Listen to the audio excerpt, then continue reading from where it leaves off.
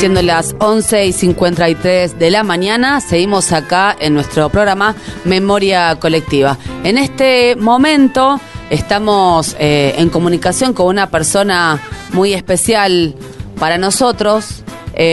La última vez que vino a este espacio, esta radio funciona, vale poder decirlo de vuelta, en la casa de la militancia de la agrupación Hijos, acá en la Exesma. Y hace un poco más de un año, se cumplieron 10 años de la recuperación de este espacio, desde que Néstor le entregó a los organismos de derechos humanos y a la sociedad toda lo que fue la Escuela de Mecánica de la Armada, y que se creara hoy el espacio para la memoria. Y hace un año y medio en la Casa de la Militancia, como decía, hicimos un acto con compañeros y con compañeras, y él estuvo aquí. De ese momento a hoy seguimos avanzando, seguimos acompañando este proceso político, institucional, de lo que es la presidenta Cristina Fernández de Kirchner, y entre otras cosas tenemos una radio. Y en este momento tenemos el placer y el honor de tener en línea a aquella persona de la cual hablo, que es Carlos Zanini. Carlos, Paula Maroni te saluda, buenos días. Un gusto, Paula, muy buenos días, muy buenos días. Buenos días. Es muy buena la tarea que hacen ustedes de resignificar un espacio que fue de la muerte y tiene que ser de la vida. Es una batalla que tenemos que ganar, ¿no? Sí, exactamente, y que se gana todos los días. Todos los días. De aquel momento a hoy muchas cosas han pasado en el país y en este espacio, y justamente hoy estábamos en nuestros planes recordar a Néstor, que en breve se cumple el aniversario de su muerte, el 27, y bueno, teníamos pensado hacer un reportaje a Tati Almeida, porque sabemos que él lo había conocido y que nos pudiera contar algunas anécdotas, pero cuando de repente nos dicen que tenemos en línea a Carlos Zanini, dijimos, bueno, me parece que tenemos una entrevista de lujo para poder contarnos en primera persona. No, se lo tiene, ¿eh? No, por favor. Pero bueno, realmente hoy es un día en que lo estábamos recordando a Néstor, ¿no es cierto? Carlos, ¿vos recordás los días previos a ese 24 de marzo del 2004? Digo, que había muchas discusiones, muchas tensiones, incluso sí, nosotros teníamos muchas ganas de que se concretara. Yo trabajaba en las actas de traspaso y en esas cosas. Había una tarea puntillosa que hacer respecto a los bienes, y todos sabíamos que había una gran resistencia de los militares a que ese paso se diera, pero Néstor tenía un gran convencimiento. Él sabía que estaba trabajando para la historia. Es decir, son esos momentos históricos que no se te borran, y se hizo todo en un clima de militancia, digamos, de que estábamos haciendo algo, porque era tan sincero en eso. Yo creo que Néstor no pasó por la vida sin que la vida le dejara alguna marca, ¿no? Yo saco la cuenta, nació en el 50, murió en el 2010, y te das cuenta que todo lo que pasó por la Argentina de esos días a él le llegó. Y yo creo que una de las cosas que más le había llegado fue su militancia universitaria y la desaparición de los compañeros que tenía.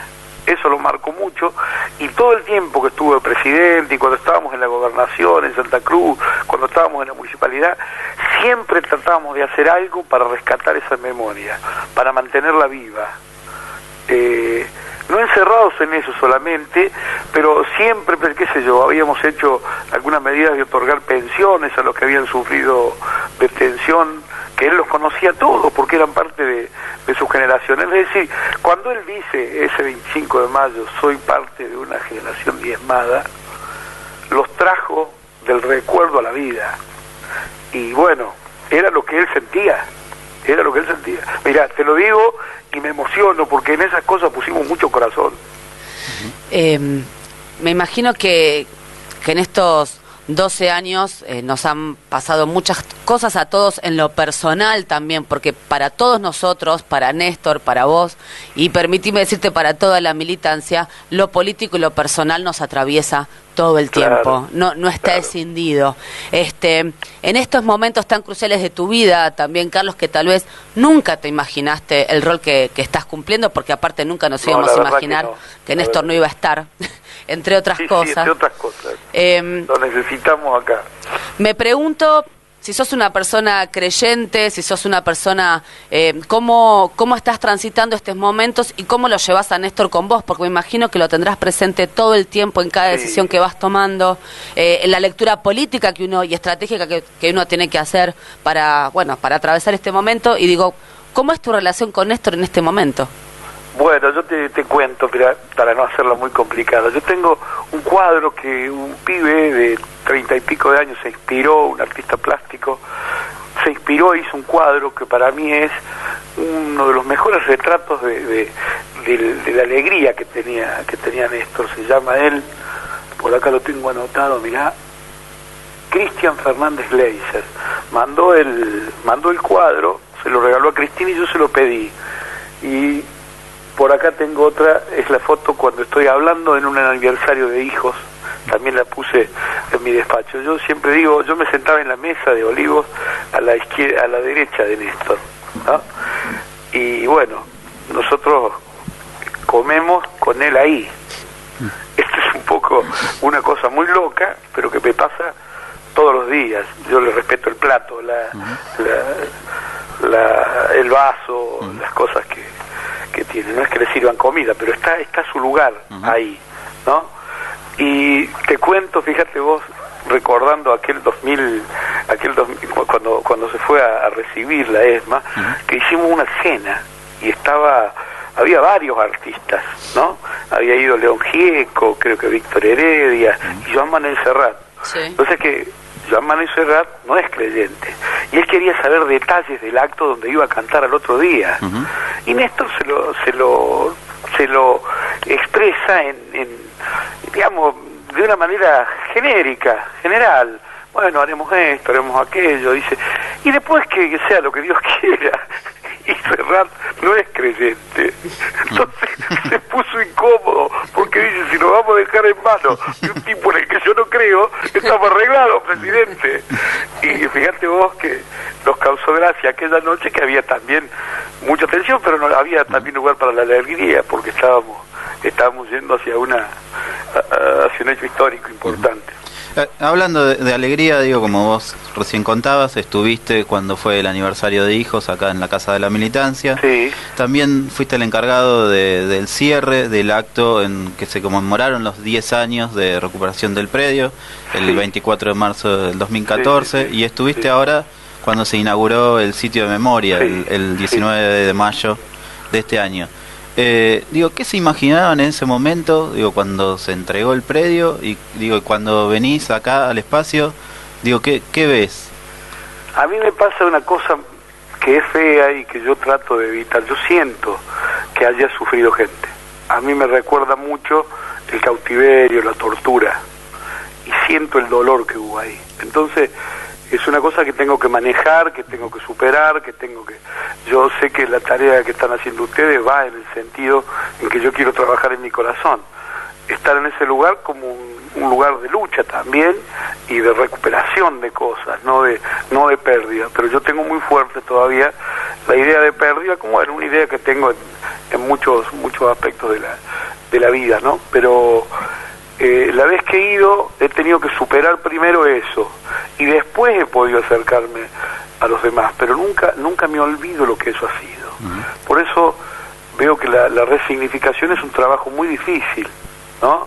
Y acá se junta, bueno, nosotros pusimos un granito de arena desde el gobierno y está toda la lucha de las madres, la lucha de las abuelas, la lucha de los organismos, que por ahí no daba tantos frutos porque no había quien lo acompañara desde el gobierno. Nosotros tenemos algo que no decimos mucho, pero que hicimos y eso nos reconforta. Fuimos los primeros, el primer gobierno que le dio plata al equipo argentino de antropología forense para pagar con fondos estatales argentinos la búsqueda de los desaparecidos. En la línea aquella del pedido de perdón de Néstor, que fue un poco polémico en aquel momento, pero ahora visto a la distancia, tan justo, tan fuerte, ¿no? Porque no había realmente hasta él un compromiso del Estado fuerte para esclarecer, para juzgar, para castigar. Y bueno, ahí estamos, en ese camino, que es un camino para mí de luz, un camino que lleva hacia la tranquilidad, que lleva hacia que podamos hacer el duelo que no habíamos hecho y castigar a los culpables de esto, ¿no?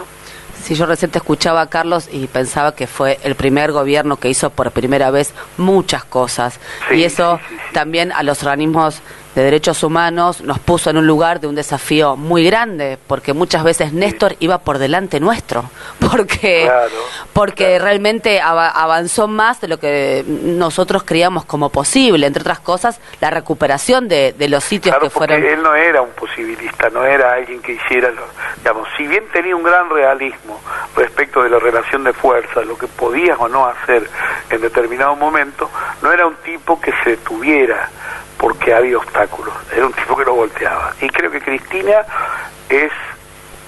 fue más de lo mismo y tuvo también una audacia que hay que reconocerle y una fortaleza que hay que reconocerle, y creo que nosotros en ese cariño que le tenemos a Néstor por ahí dejamos de lado el importantísimo papel que siguió teniendo Cristina y que tenía también en aquel momento, porque fue una construcción colectiva. Esto no se podía haber hecho sin el acompañamiento de la sociedad y sin el acompañamiento de los otros poderes. Esto no es, digamos, no es tarea de uno, es una tarea colectiva, es una tarea social. Eso es lo que le da también solidez hacia el futuro. Para mí es una satisfacción que ninguno de los partidos que hoy está en campaña pueda hablar de que va a retroceder en la política de derechos humanos. A lo mejor lo llevan en el corazón, a lo mejor lo sienten que tienen que hacer algo, y estoy seguro que hay algunos que planifican, en el caso de poder derrotar al gobierno en esta elección, la posibilidad de volver atrás en materia de derechos humanos, pero no pueden decirlo. Entonces tenemos un triunfo cultural muy fuerte, que se suma al triunfo moral que tuvimos siempre. Estamos hablando con Carlos Zanini, que es actualmente secretario de Legal y Técnica de la Presidencia de la Nación, militante político, pero por las circunstancias es el candidato a vicepresidente en la fórmula del Frente para la Victoria en las elecciones presidenciales que se van a desarrollar este domingo. Y en ese sentido, digo, ¿qué se puede esperar en términos de política de memoria, verdad y justicia en el caso de que gane la fórmula que integra junto a Daniel Scioli? La continuidad, no me cabe ninguna duda. Incluso el propio Daniel en algún momento dijo que iba a subir al nivel ministerial la Secretaría de Derechos Humanos. De modo que lo que hay que esperar es más compromiso y continuidad del trabajo, que es consolidar lo hecho y seguir defendiéndolo.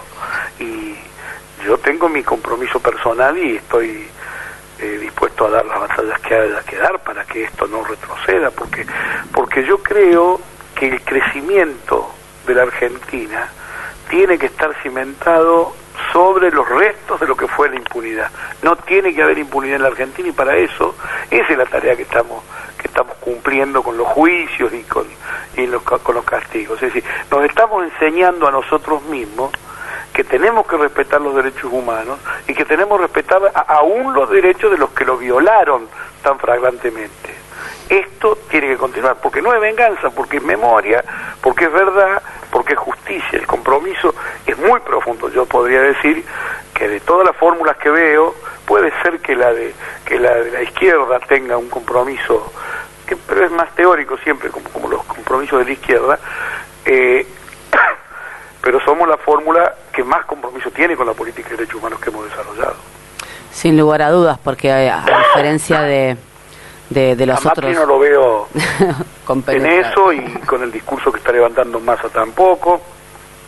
No, porque aparte, esto que te comentaba, la diferencia entre este proyecto y los otros es que este proyecto es gestión, por lo tanto todo lo que ustedes pueden afirmar se articula necesariamente con las políticas concretas, ¿no? Y ahí es donde la especulación termina teniendo nulo lugar, ¿no es cierto? No hay lugar para la especulación, sino uno está hablando de políticas concretas que se han aplicado en estos últimos 12 años, ¿no? En Argentina, cuando nosotros por ahí resaltamos en los discursos, se hacía política con promesas en la Argentina. Néstor, esto es algo maravilloso, porque si ustedes se fijan bien, está en el primer discurso de presidente de Néstor, del 25 de mayo de 2003, está una reflexión muy interesante sobre la política, por qué la política andaba mal y no daba resultados. Y su conclusión es que estaba peleada con la sociedad, que había que reconciliar a la política con la sociedad, y para eso no tenía que delegar la política en las corporaciones el manejo de la economía. Fíjese si habrá sido cierto que hasta acá nos poníamos en ocasión de pedir que el escrutinio sobre la política, que el examen sobre la política no se hiciera ya más por si había democracia, por si no había inflación, sino que se midiera la política por los resultados que obtenía en el avance de la lucha por la igualdad.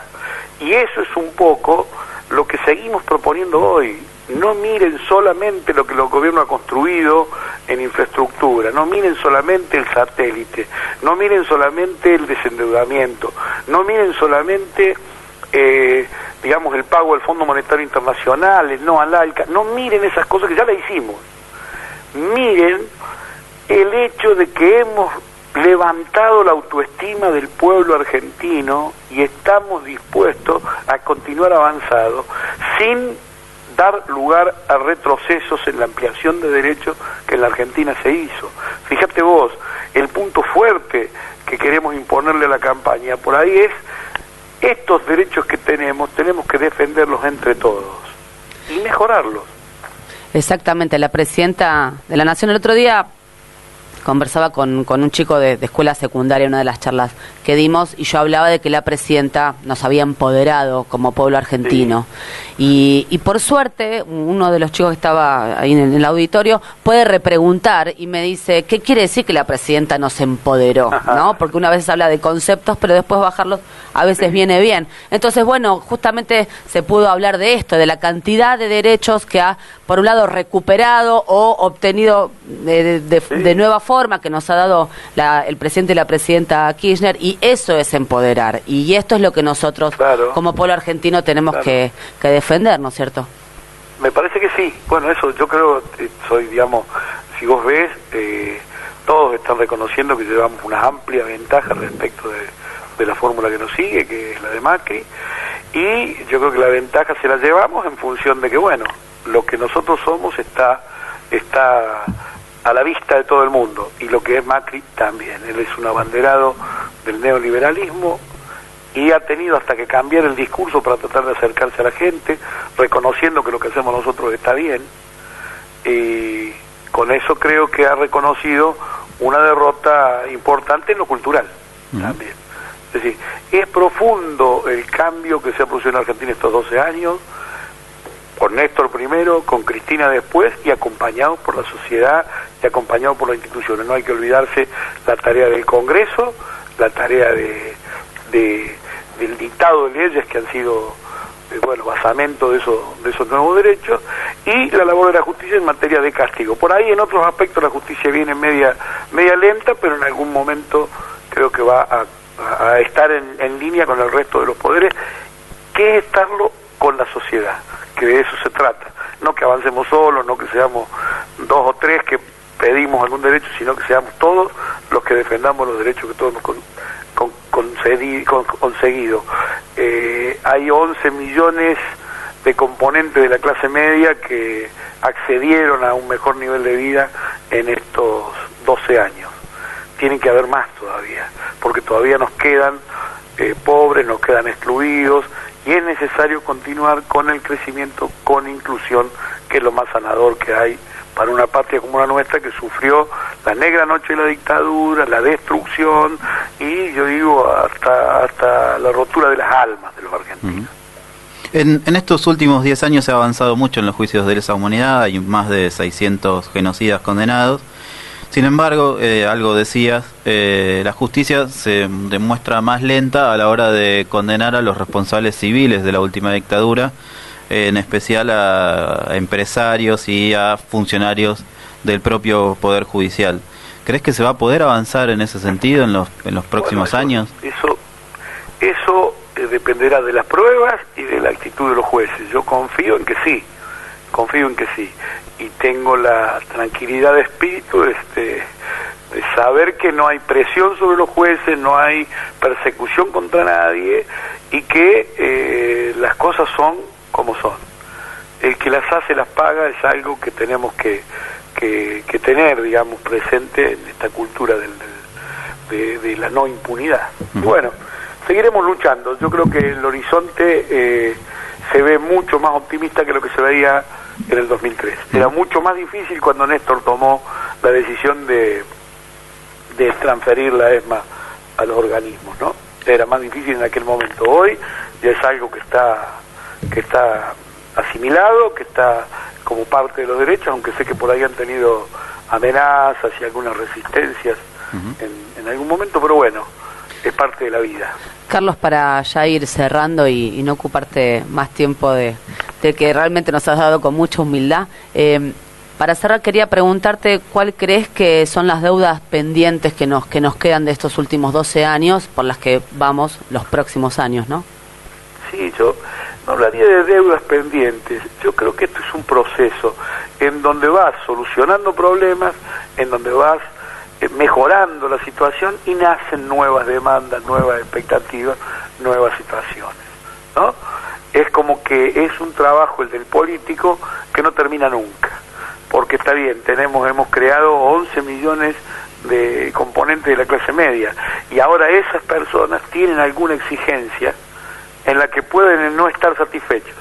Entonces esa es la nueva demanda y nuestra obligación es conocer cuáles son esas demandas y estar a la altura de la solución de los temas que se presenten. Lo que nos queda es el espíritu de Néstor, el espíritu de Cristina, de enfrentar los problemas y darle solución, ¿no?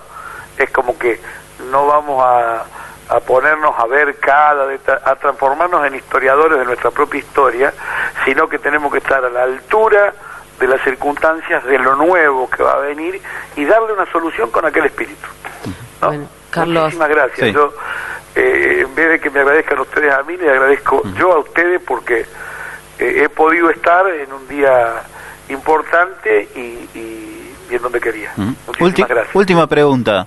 El Sí. domingo, ¿qué expectativas tienen? Hay muchas encuestas. ¿Y ustedes qué creen? ¿Qué Yo va a digo pasar? que nosotros ganamos en primera, segunda, tercera vuelta. La expectativa que tenemos es que sea en esta primera vuelta para no seguir con esta seguidilla de elecciones y porque confiamos en que el pueblo nos va a acompañar. Es tan grande la diferencia que, digamos, es irremontable, me parece a mí, y han sido grandes los errores que han cometido los opositores. Además, tienen un discurso quebrado por la mitad. Dijeron durante mucho tiempo una cosa y ahora están diciendo otra porque con lo que decían no logran adhesión. Así que para mí es cuestión de tiempo, pero me parece que bien podría ser este domingo.